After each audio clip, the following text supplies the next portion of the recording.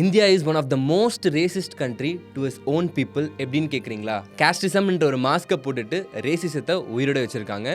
அதுவும் குறிப்பாக caste discrimination நார்த்தில் ரொம்பவே ஓப்பனாக இருக்குது. அது எந்த அளவுக்குன்றத ஒரு ஸ்டோரியில் சொல்கிறேன். இந்த வீடியோ கம்ப்ளீட்டாக பாருங்கள். மகாராஷ்டிராவில் இருக்கக்கூடிய ஒரு வில்லேஜை சேர்ந்த பாபுராவ் தாஜ்னேன்ற ஒருத்தர் பார்த்தீங்கன்னா, அவங்க ஒய்ஃப்க்கு தண்ணி மறுக்கப்பட்ட ஒரே காரணத்துக்காக தனியாலாம் 40 நாளில் ஒரு கிணறு தோண்டியிருக்காரு.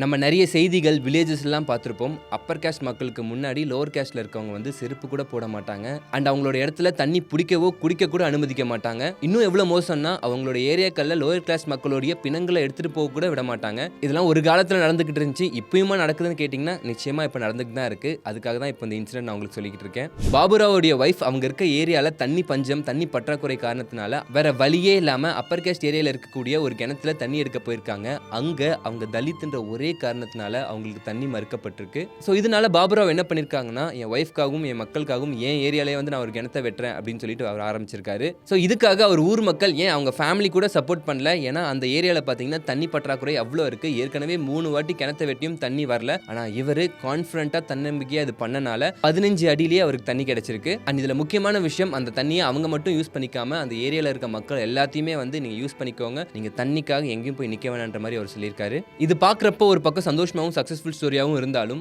ஆனால் இப்பயுமே இந்த காலகட்டத்திலையும் மக்கள் வந்து ரேசிசம், கேஸ்ட் டிஸ்கிரிமினேஷன் இந்த மாதிரி நம்ம சொந்த மக்களையே அட்டாக் பண்ணுறப்போ அது பார்க்கறதுக்கு ரொம்பவே கஷ்டமாக இருக்குது. இந்தியா கூடிய சீக்கிரம் கேஸ்ட்லெஸ் சொசைட்டியாக மாறணும்னா அதோட மாற்றம் ஃபர்ஸ்ட் நம்ம கிட்ட இருந்து ஆரம்பிக்கணும். ஸோ இந்த வீடியோ பார்த்துட்டு இருக்க நீங்கள் இதை பற்றி என்ன நினைக்கிறீங்க, நம்ம இந்தியாவில் கேஸ்டிசம் பற்றி என்ன நினைக்கிறீங்கன்றதையும் மறக்காமல் கமெண்ட்டில் சொல்லுங்கள்.